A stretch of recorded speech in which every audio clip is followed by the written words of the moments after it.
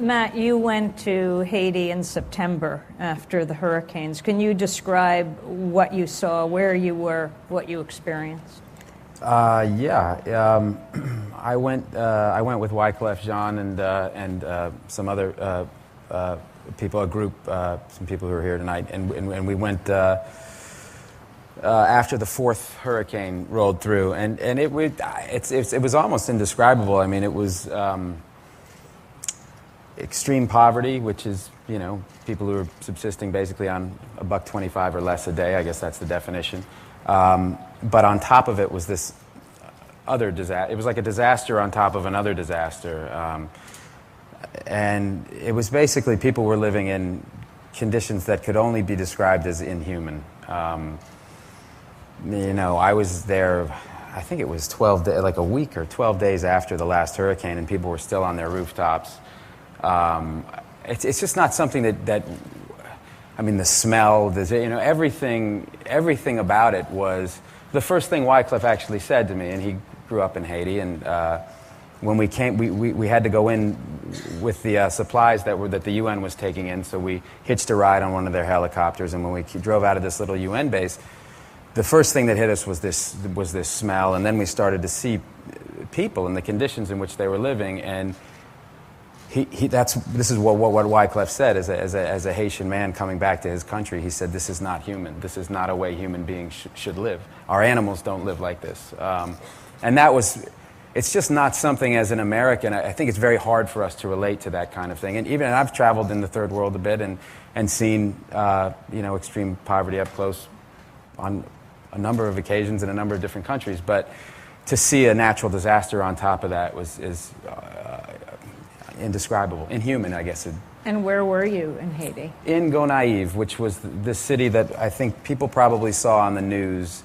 And it was the city that had been completely cut off because the bridges were all washed out. And so CNN got in there, and it was the one where you saw people walking through, in knee-deep and waist-deep water.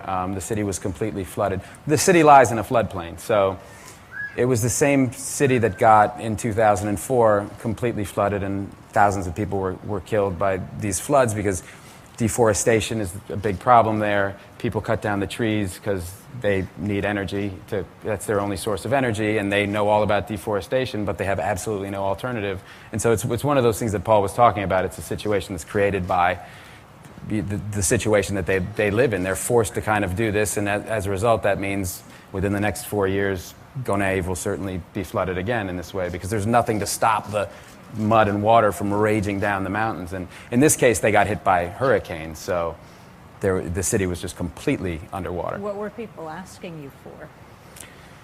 People were asking for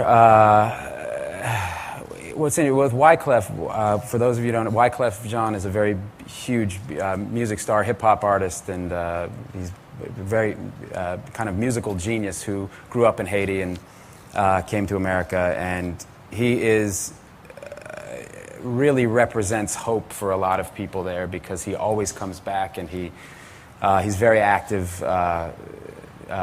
going back and trying to start programs and help people and try and keep Haiti in the news as much as he can.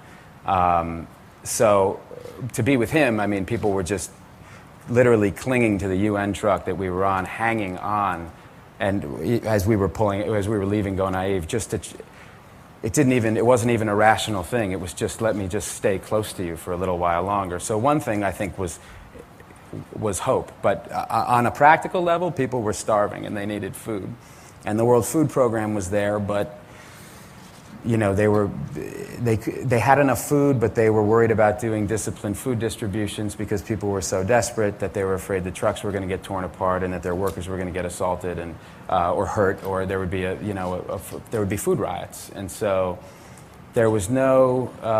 I saw you before we went, and you had already been in Gonaive, and you guys were doing food distribution, which isn't even what Partners in Health does, but that was kind of what the need was. And so when we were there were, I think it was 250,000 people in Gonaive who didn't have food, regular food, and what the World Food Program had done was, I guess they'd allotted kind of 600 lottery slots, and I don't know how they determined who won the food lottery, but families they deemed more insecure somehow than others received these numbers, and they would send the matriarch of the family out about a kilometer away outside of town. In the middle of the night, the distributions were done between 1 and 3 a.m., and these women would have to carry the food back and hope that they weren't robbed on the way home of their kind of food allotment. It was absurd, really.